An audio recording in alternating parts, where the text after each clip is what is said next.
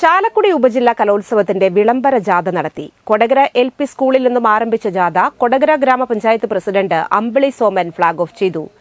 ചാലക്കുടി ഉപജില്ലാ വിദ്യാഭ്യാസ officer PB Nisha, panchayat vice president KG Rajeesh, panchayat അംഗങ്ങളായ Swapna Sathyan, TK Padmanabhan, MM Gopalan, Shini Jaison, Pranila Gireeshan, CD Sibi, general convener Sudheer മാഷ് എന്നിവർ നേതൃത്വം നൽകി.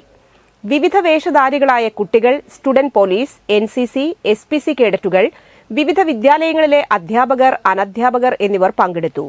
വിളംബര ജാഥ ടൗൺ ചുറ്റി കൊടകര ബോയ്സ് ഹൈസ്കൂളിൽ സമാപിച്ചു. തിങ്കൾ, ചൊവ്വ, ബുധൻ, വ്യാഴം ദിവസങ്ങളിലായി കൊടകരയിലെ വിദ്യാലയങ്ങളിലാണ് കലോത്സവം നടക്കുന്നത്. നമ്മുടെ വിളംബര ജാഥ ആരംഭിക്കുകയാണ്. ഈ വരുന്ന 18, 19, 20, 21 തീയതികളിൽ 4 ദിവസമായിട്ട് ചാലക്കുടി ഉപജില്ലയുടെ കലോത്സവം ഇവിടെ നടക്കുകയാണ്. കൊടകര ഗ്രാമപഞ്ചായത്ത് ഒരു ഉത്സവ പ്രതീതിയോടുകൂടി ഇതിനെ ഏറ്റെടുത്തിരിക്കുകയാണ്.